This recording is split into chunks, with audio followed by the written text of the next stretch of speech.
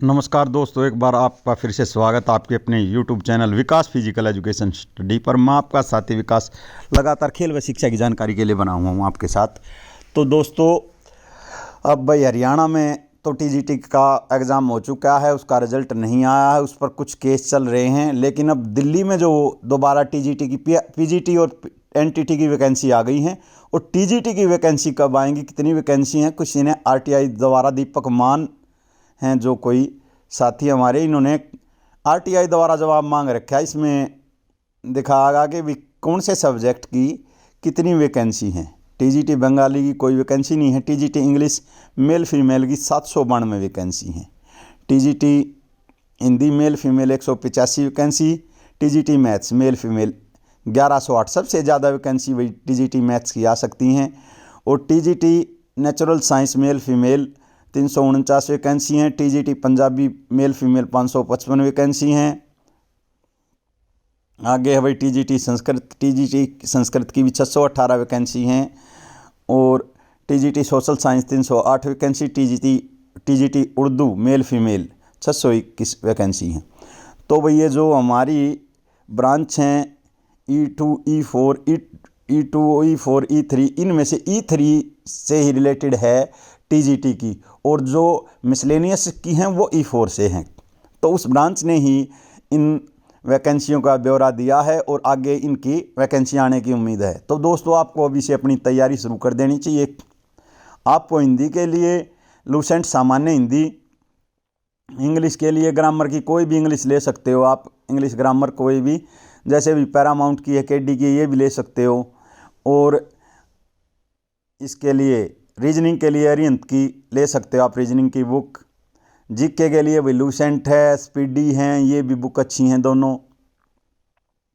और भाई मैथ्स के लिए अर्थमेटिक है, विकर्ण का है, RS अग्रवाल का है, जो अर्थमेटिक है आपका, जो 20 नंबर का आता है, ये ले सकते हो। और भाई आपको करंट के लिए समय समय की मैगजीन आप ले सकते हो। तो दोस्तों, अब हरियाणा में जो टीजीटी की वैकेंसी हैं उनका तो एग्ज़ाम हो चुका है। अब उनके रिज़ल्ट के लिए उन पर एक दो जो केस हैं, उनके बाद अब दिल्ली में अब पीजीटी की वैकेंसी आ गई हैं। पीजीटी के बाद पीजीटी की और एनटीटी की वैकेंसी हैं। पीजीटी की वैकेंसी बहुत ही थोड़ी हैं इसमें।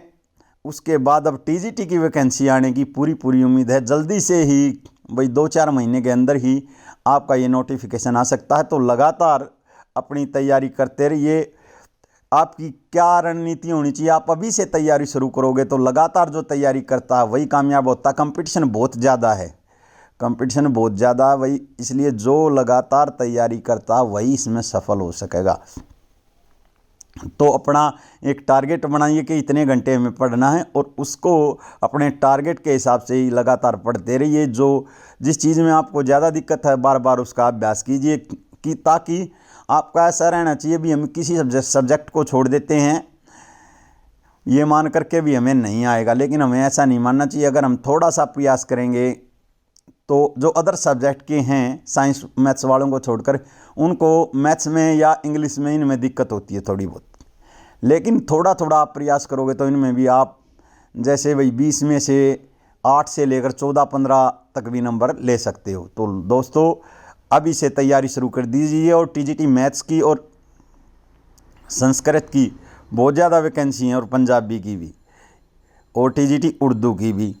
सोशल साइंस की हैं, चलो भाई 308 वैकेंसी दिखा रहे हैं। नेचुरल साइंस की 349 दिखा रहे हैं, और हिंदी की 185 वैकेंसी। और भाई जो हमारा